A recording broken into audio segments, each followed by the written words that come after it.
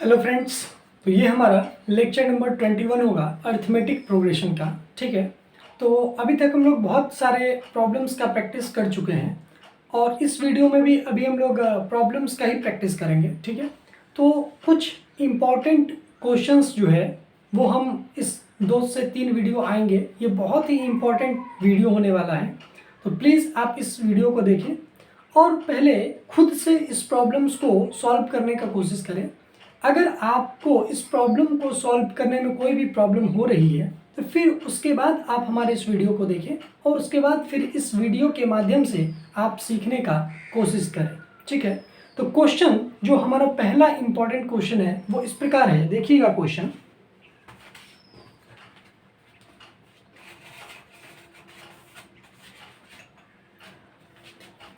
तो आज का ये हमारा फर्स्ट क्वेश्चन होगा। ठीक है, क्वेश्चन इस प्रकार है,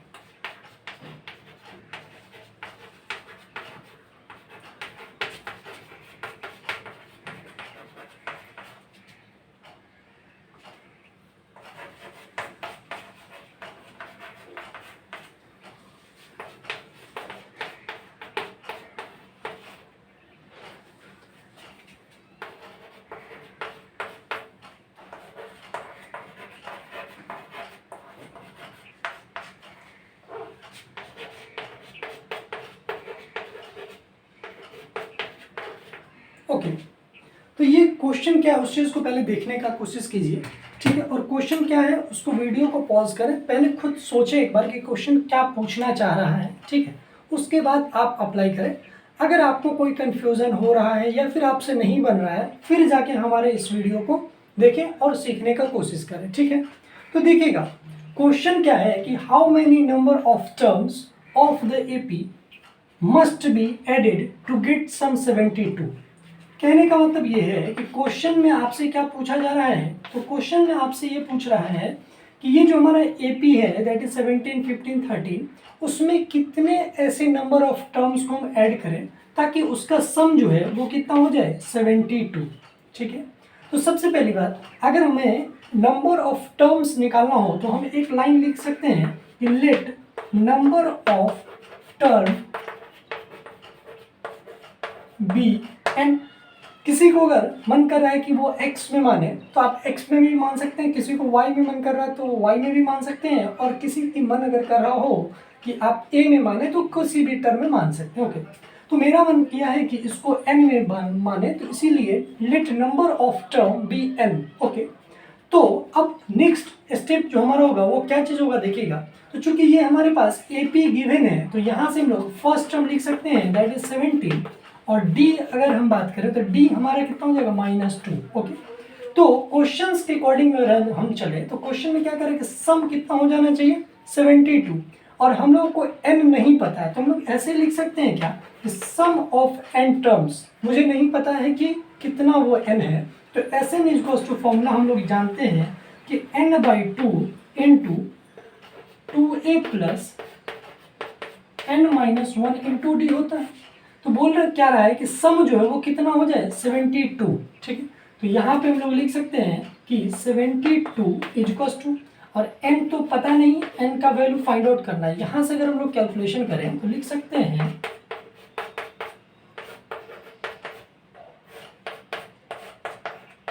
ओके,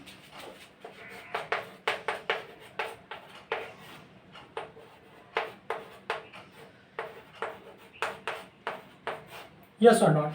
फिर अगर हम लोग नेक्स्ट स्टेप लिखें तो ऐसा देखिएगा थोड़ा ध्यान से,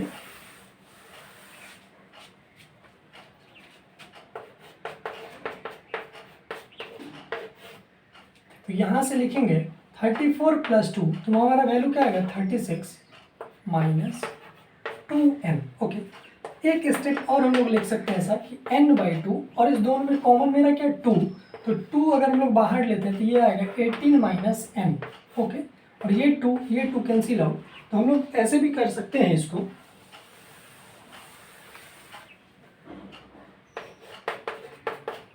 यहाँ से जब मल्टीप्लाई करेंगे तो मेरा वैल्यू आएगा 18n - n²। ठीक है, तो आप इधर लेके आ जाएं तो लिख सकते हैं कि n² - 18n। ओके, और +72 इक्वल्स टू 0। अब यहाँ थोड़ा देखने की चीज़ क्या है, देखिएगा, चूंकि ये जो हमारा एक्सप्रेशन आया है वो क्वाड्रेटिक एक्सप्रेशन आया, ओके। तो जब भी क्वाड्रेटिक एक्सप्रेशन आता है तो हम लोग जानते हैं कि इसके 2 रूट्स होंगे। एक को अगर सपोज अल्फा कंसीडर कर रहे हैं और दूसरे को हम लोग बीटा कंसीडर कर रहे हैं, okay.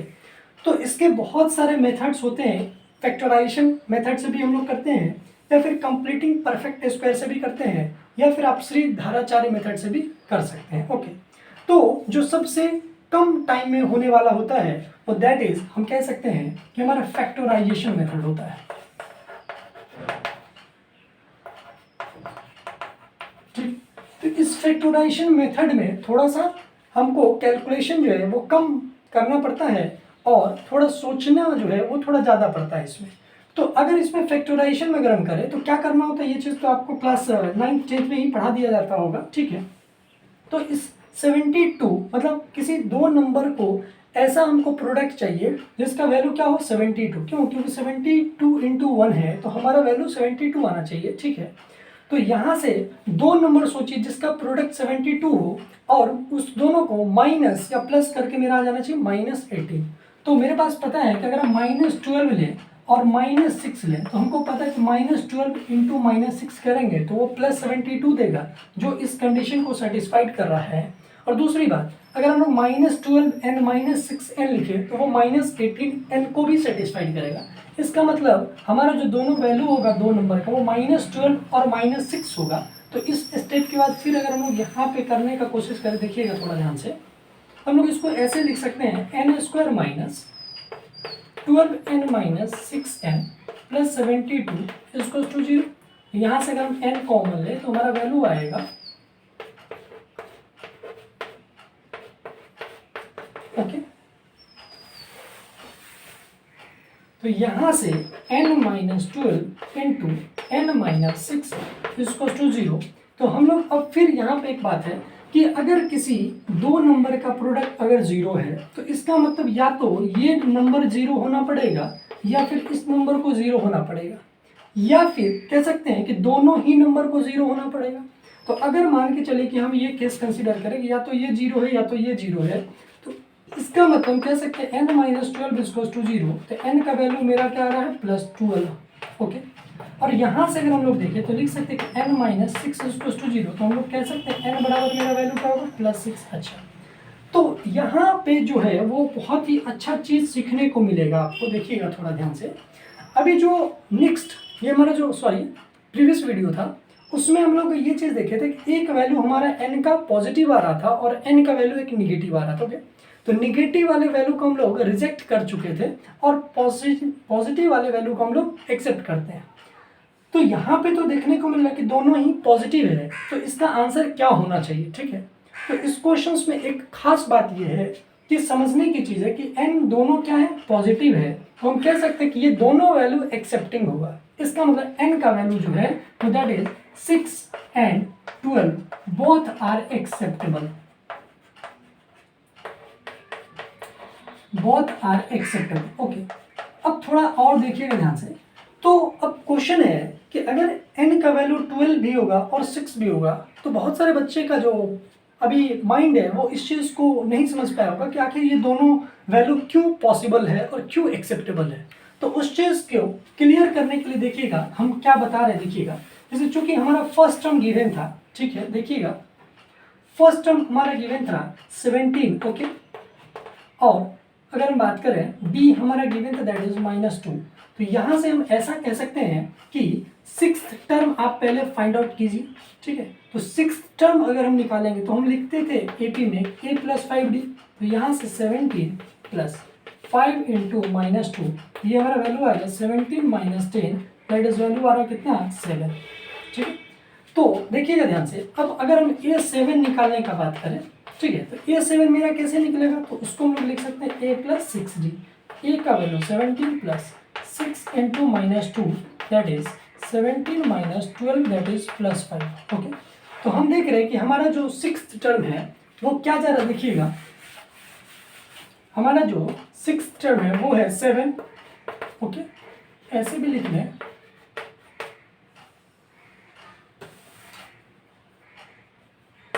A8 A9 A10, A12 और A12। ओके, अब यहाँ से ये 7, 5, ये क्या आएगा 3, ये क्या आएगा 1, तो ये मेरा क्या आएगा -1, ये आएगा -3 और ये मेरा वैल्यू आएगा -5। ओके, तो n का दोनों वैल्यू एक्सेप्टेबल है। इसका क्या मतलब है? तो इसका मतलब ये है कि n का वैल्यू 6 और n का वैल्यू मेरा 12। ठीक है, तो 6, ये जो n का वैल्यू है 6, उसका जस्ट नेक्स्ट वाला value that is 7th term. ठीक है, तो 7th टर्म आप यहां से चेक करें। ठीक है, तो 7th टर्म से लेकर के और 12 टर्म तक के सारे वैल्यू को जब आप ऐड करोगे तो आप क्या चीज देखोगे कि इसका जो वैल्यू है वो 0 आएगा। कैसे? 5 ये कैंसिल, 3 -3 कैंसिल और ये क्या हो कैंसिल। इसका भी क्या मतलब है समझिएगा। तो इसका मतलब ये है कि 7th टर्म से लेकर के 12 तक के टर्म का जो सम है उन सारे टर्म्स का वैल्यू 0 होगा। इसीलिए n का वैल्यू आप 6 लिखें चाहे n का वैल्यू 12 लिखें, कोई फर्क नहीं पड़ेगा। क्यों? क्योंकि दोनों के केस में सेम ही बात हो रहा है। मतलब दोनों का सम जो है, मतलब अगर आप 6th टर्म का सम लिख रहे हैं, ठीक है, तो भी आंसर आपका 72 आना चाहिए सम में। और अगर n = 12 ले रहे हैं तो भी सम 72 ही आएगा। क्यों? क्योंकि 7th टर्म से 12th टर्म तक का जो सम है वो 0 है। तो इस बात को आप आंसर में लिख सकते हैं। पहली बात तो आप लिखें n = 6 and n = 12 both are the possible value. उसके बाद आप एक लाइन ऐसे लिख सकते हैं कि जो छोटा वैल्यू, जैसे मेरा n का वैल्यू आया सपोज 6, तो उसका next value say that is 7th term से। तो इसका इंपॉर्टेंट एक्सप्लेनेशन अगर पूछ रहा है कोई कि डबल एक्सप्लेनेशन, इसका डबल आंसर, इसका एक्सप्लेनेशन दीजिए, तो आप लिख सकते हैं कि since from 7th term to 12th term, since यहाँ पे एक लाइन लिख लें, since sum of from 7th term to 12th term is 0, so both are possible. So both are possible. That is n = 6 or n = 12. Okay, and there is no effect on the sum. बस इतना सा आप लिख के बात को समझ सकते हैं। ठीक, तो ये एक अच्छा क्वेश्चन था। ठीक है, आप कह सकते हैं ये एक इंपॉर्टेंट क्वेश्चन है क्लास 10th का अगर हम बात करें।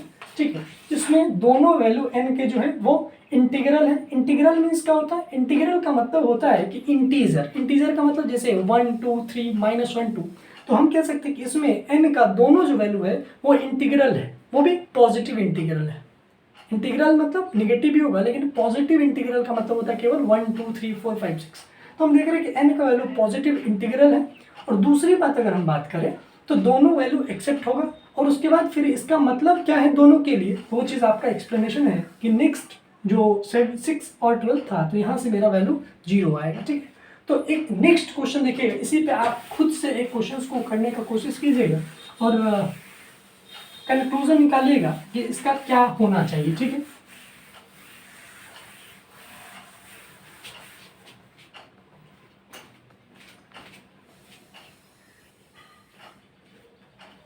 हाँ, तो दो क्वेश्चंस आपके लिए। ठीक है, question number 2 and question number 3, मतलब आप लोग इस क्वेश्चंस को करें।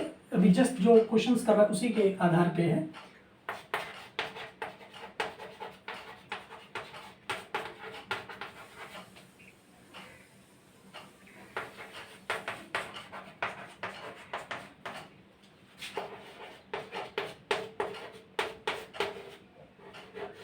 नाइनटीन टाइम्स 1/3 है। ओके, किसी को कंफ्यूजन ना हो।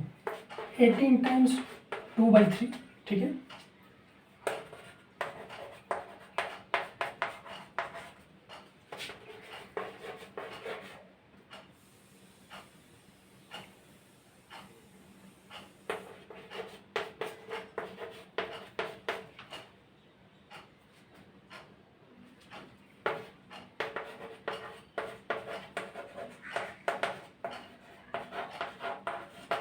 ओके, ठीक है।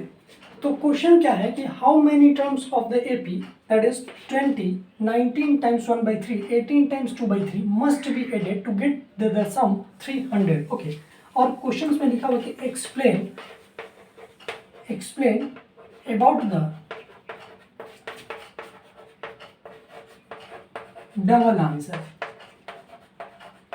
ओके, तो ये क्वेश्चंस खुद से करें एक बार, और ये भी एक क्वेश्चंस जो है वो प्रैक्टिस के तौर पे आप लिख सकते हैं और इसको भी करें।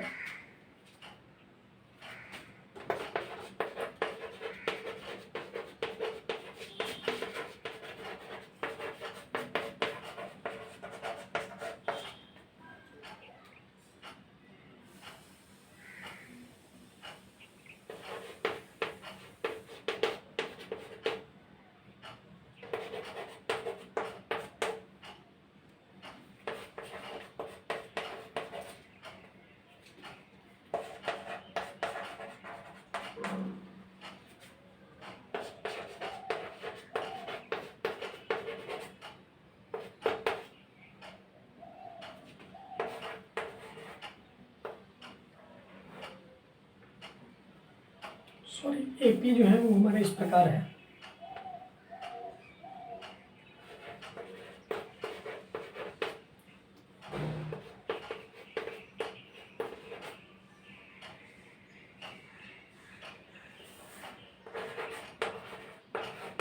ठीक है,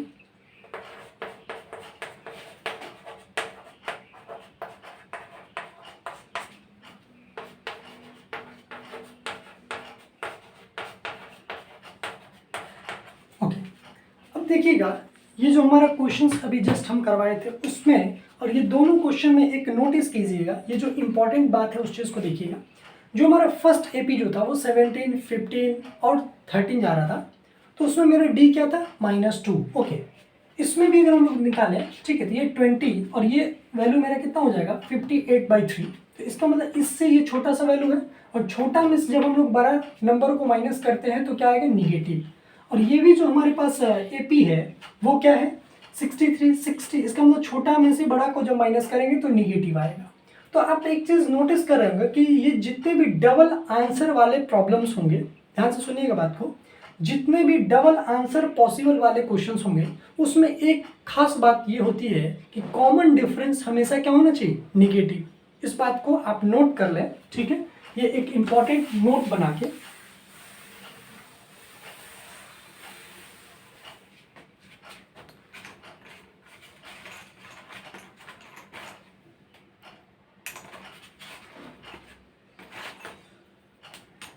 ऐसे लिखें पहले नोट, ठीक है, और उसके बाद लिखें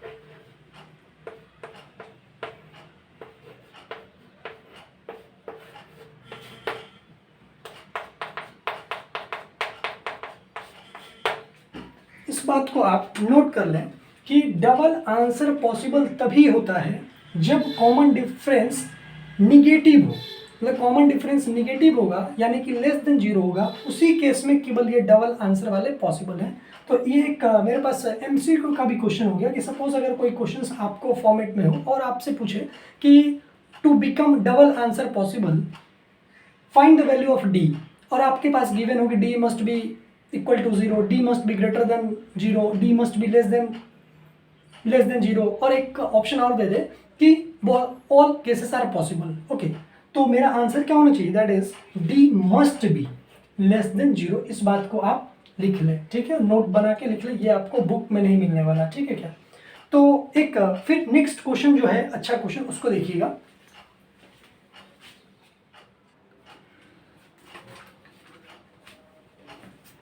तो नेक्स्ट क्वेश्चन देखिएगा जो कि इंपॉर्टेंट क्वेश्चन है आज का, ठीक है। तो क्वेश्चन इस प्रकार है,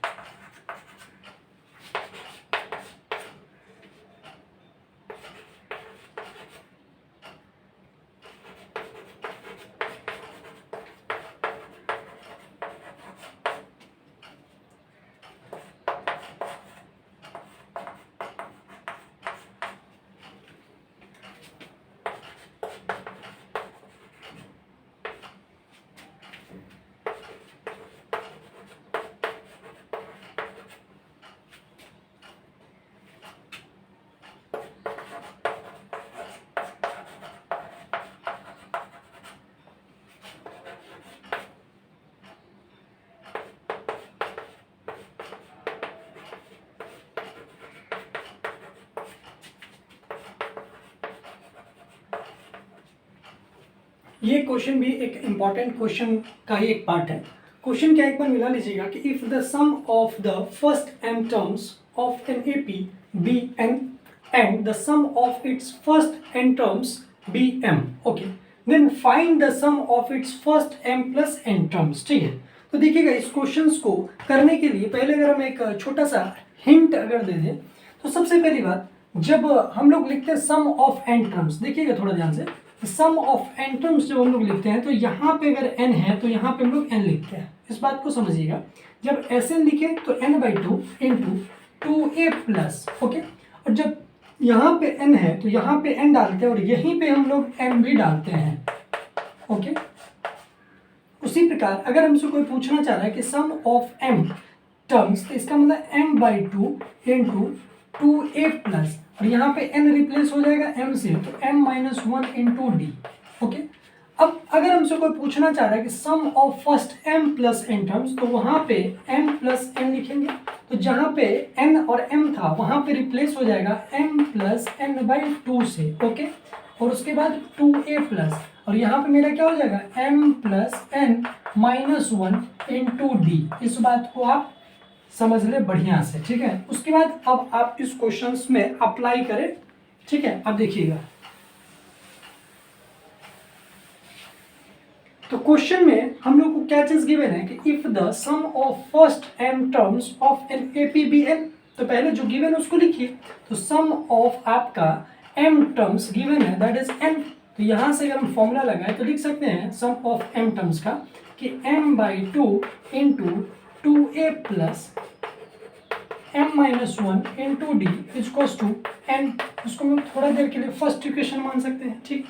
और सेकेंड इक्वेशन में अगर हम बात करें तो सेकेंड इक्वेशन में क्या गिवन था कि एस एन जो है वो किसके बराबर है, m के बराबर, यही तो गिवन है कि and the sum of its first n terms, okay, be m। तो इसका मतलब यहां से हम कह सकते हैं कि n/2 into 2a plus n-1 into d equals to m, हाँ या ना।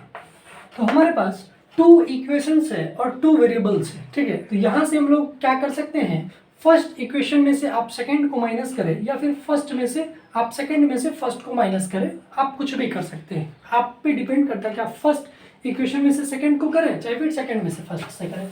अब देखिएगा थोड़ा, तो मान के चलिए सपोज कि अगर हम फर्स्ट में से ही सेकंड को माइनस करते हैं, ठीक है, तो हम लोग क्या पाएंगे, देखिएगा जब फर्स्ट इक्वेशन को थोड़ा अगर हम सॉल्व कर ले तो लिख सकते हैं क्या, m/2 इंटू 2a प्लस, और यहाँ से क्या होगा md minus d, okay, equals to n, और यहाँ पे क्या आएगा n/2, ओके, और यहाँ से आएगा 2a प्लस, ओके, और यहाँ पे क्या आएगा nd, okay, minus d, okay, equals to m। देखिएगा ध्यान से,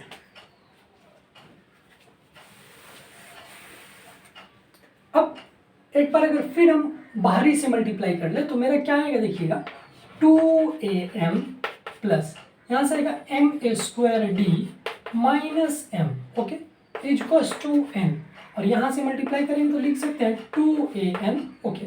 अच्छा, और इस चीज़ को हम ऐसे भी कर सकते हैं कि 2 को यहाँ मल्टीप्लाई कर ले, ठीक है, तो ये मेरा हो जाएगा 2n और ये हो जाएगा आपका 2, ओके, कोई प्रॉब्लम मेरे ख्याल से नहीं होगा, ठीक है। अब हम लोग ऐसे कर सकते हैं कि 2, ये हमारा वैल्यू जो है वो 2an plus n² minus nd, okay, यहाँ पे मेरा वैल्यू क्या आएगा, देखिएगा md, ओके, इजक्वल्स टू यहाँ से 2n और ये हमारा वैल्यू आएगा 2m, ओके। अब अगर हम लोग फिर से देखें इस क्वेश्चंस में, अब माइनस अगर करें, ठीक है, तो देखिएगा माइनस जब करते हैं तो ऐसे लिखते हैं क्या, साइन बदल जाएगा आपका, ओके। तो यहाँ से हम लोग देख रहे हैं कि कोई कैंसिल आउट हो रहा है क्या, एक बार देखिए कि कोई कैंसिल आउट अगर नहीं हो रहा तो हम लोग क्या चीज़ लिख सकते हैं उस चीज़ को आप नोटिस करें, ठीक है।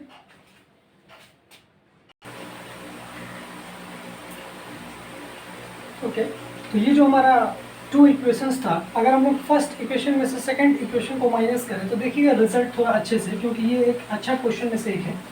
तो ऑब्जर्व कीजिएगा इसमें से, जब हम लोग यहाँ पे लेंगे 2m माइनस 2an, तो हमारा कॉमन आ जाएगा 2a, और यहाँ से हम लोग लिख सकते हैं m माइनस n। ओके, और यहाँ पे अगर हम लोग कॉमन देखें तो हमारा कॉमन आएगा d।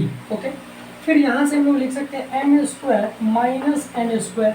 ओके, यहाँ से एक इम्पॉर्टेंट बात, अगर हम लोग प्लस d कॉमन लें, ध्यान से सुनिएगा, अगर प्लस d कॉमन लेते हैं यहाँ से तो हमारा ये टर्म बनेगा n माइनस m। ओके, और यहाँ पे हम देख रहे हैं कि m माइनस n अगर हम बना लें तो ज़्यादा आसान होगा। ठीक है, तो क्यों ना हम लोग माइनस d अगर कॉमन लें, माइनस d, तो माइनस d कॉमन लेंगे तो यहाँ पे देंगे तो ये बन जाएगा प्लस, दैट इज m, और यहाँ पे प्लस है तो चूंकि माइनस कॉमन लेंगे तो माइनस प्लस माइनस, इसीलिए हम लोग लिख सकते हैं m माइनस n। यहाँ पे एक इम्पॉर्टेंट बात थी जो आपको सीखना है इस क्वेश्चन से। ठीक है, इज इक्वल टू, और यहाँ से अगर हम 2 कॉमन लें तो हम लोग लिख सकते हैं क्या चीज़, n माइनस m, देखिएगा n माइनस m। ओके, अब इसमें भी अगर हम लोग क्या चीज़ कर दें, माइनस से मल्टीप्लाई कर लें, या फिर ऐसे बोल सकते हैं माइनस 2 अगर हम लोग कॉमन लें, हम लोग लिख सकते हैं क्या चीज़, माइनस कॉमन ले रहे हैं तो माइनस माइनस प्लस हो जाएगा, तो यहाँ पे लिखेंगे m और माइनस n। इससे क्या रिजल्ट में फर्क आएगा वो चीज़ देखिएगा, हेल्प एक चीज़ हमको कर देगा। देखिएगा हमारा जो रिजल्ट है वो क्या है, 2a plus m minus n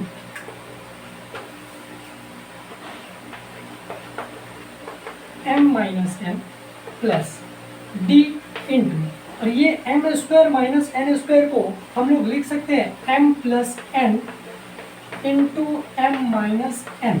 okay, minus d into m minus n equal to minus 2 into m minus n।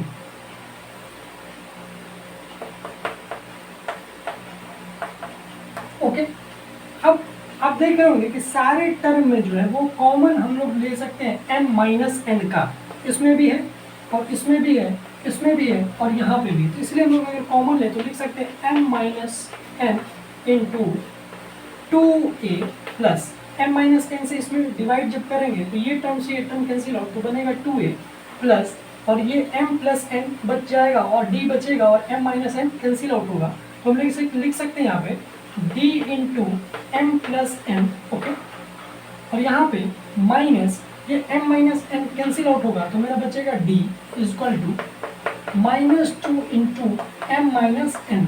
तो m माइनस n से m minus n cancel out हो गया। ठीक है, अब देखिएगा आगे, फिर हम लोग यहाँ लिख सकते हैं 2a plus md plus nd minus d equal to minus 2।